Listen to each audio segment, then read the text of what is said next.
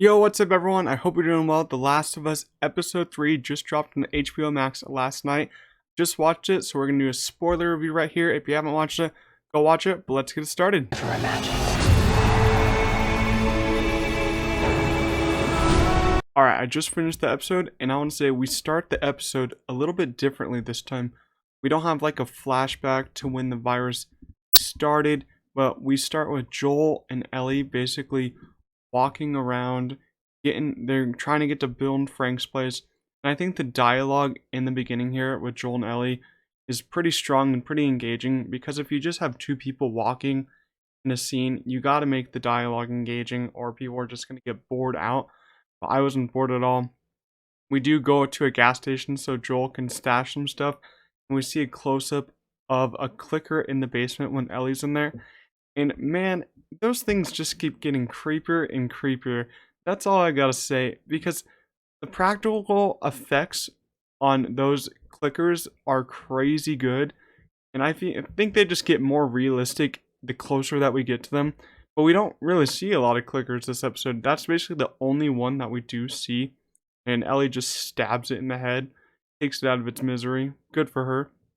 But then this episode is basically a departure of Ellie and Joel's characters, and then this episode really just focuses on Bill and Frank. So we get the introduction to Bill's character. His town's getting cleared out. He's staying in his house, and it's pretty awesome to get his introduction, because in the game we never really got properly introduced to him or attached to him.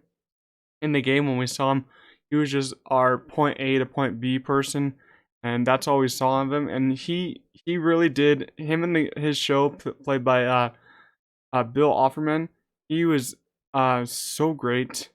He's actually Nick Offerman, my bad. He was great, and his character was so prepared for what's about to happen in the apocalypse. Now he has a whole town basically to himself. He sets up what seems to be just electrical fence. He has many traps in it too. I feel like he was really prepared for what's to come, and he just basically wants to be alone.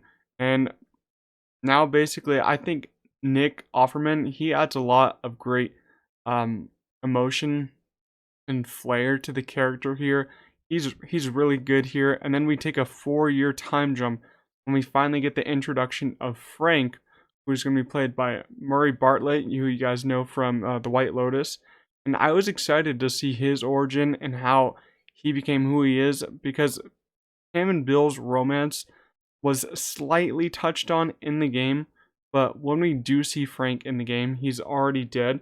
So I was interested to see where they were going to take this, and it's astounding how well the romance was realized here and how beautiful it was made to happen. The piano scene where they had their first kiss, I think that scene was one of my favorite scenes of this episode. It was amazing, and you felt the real love and connection between Bill and Frank's character, but you also felt Bill's emotion of losing who he first loved, and he had a hard time talking about it. I thought the soundtrack here was great while he was singing. Then we get a time jump to the next 3 years, and where Bill and Frank basically are arguing about resources, and Frank wants to talk with more friends, and we hear that the friend who he's been talking to is Tess. So then we get Tess, Joel, Bill, and Frank basically at lunch together talking about trading resources, and Bill's still wary about the whole situation. And when Joel and Tess leave, they warn Bill of raiders that could come and raid his basically village that he has just with Frank. And then we have another time jump. 3 years have passed, and the raiders actually do begin to attack.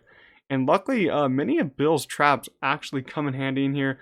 Bill gets shot though, but I loved the usage of Bill's traps. They actually all worked. They got rid of all the raiders. He's crazy good at his traps. I loved it.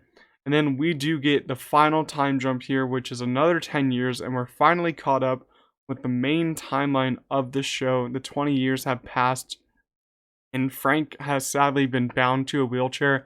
I think his bottom half is basically all paralyzed. I'm not really sure of that because this isn't happened in the game or such, but he's basically on his last levels of energy, and it probably hits Bill here. Hard to see someone he loved just lose his energy for anything that he used to do, because he can't really do much of what he loved to do. He loved to run. He still paints a little, but it's hard for him. Loved to plant stuff in the garden. It's probably hard for Bill to see what he's become.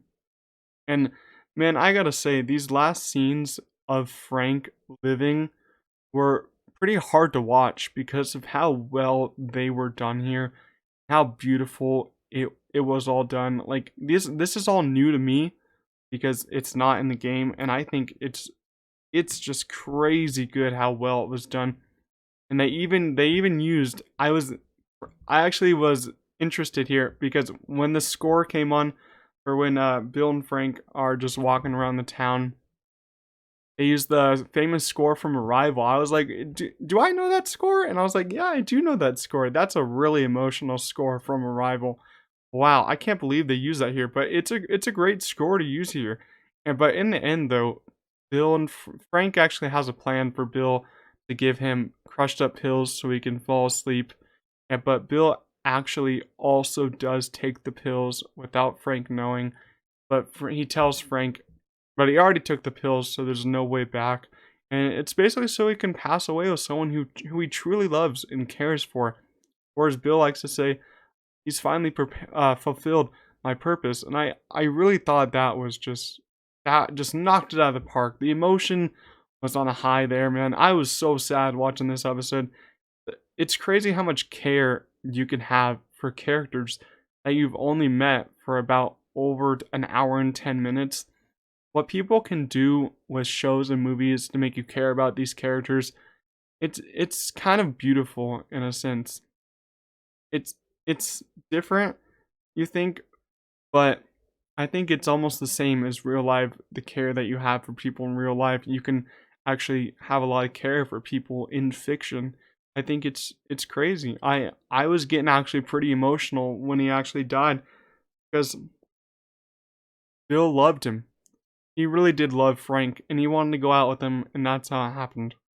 But now we're back with Joel and Ellie, and they've finally arrived to Bill and Frank's home, which they're both are sadly gone now. This is actually this is also different from the game, because when Ellie and Joel arrive at Bill's place in the game, Bill is actually still alive and helps them get the car battery, reach point A to point B, and then they leave Bill basically. But now in the show, Bill and Frank are already both gone together, and they get the note, start reading the note, and then they hit the part about Test, which actually hit Joel pretty hard.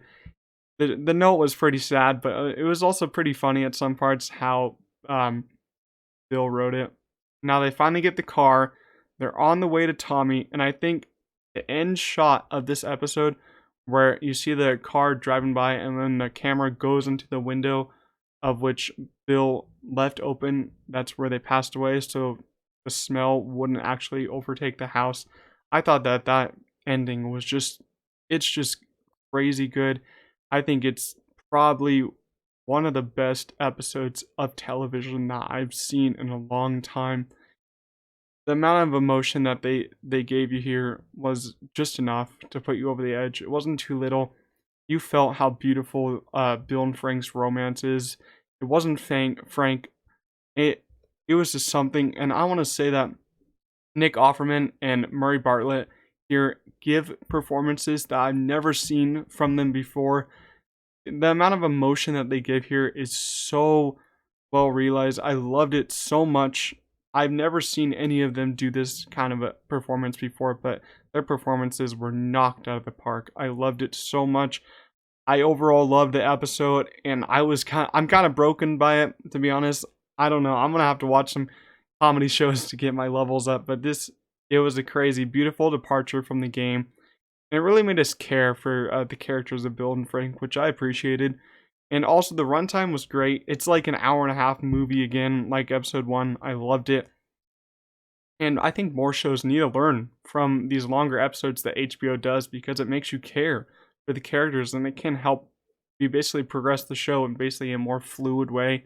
But that's all I want to say about the episode. I loved it so much.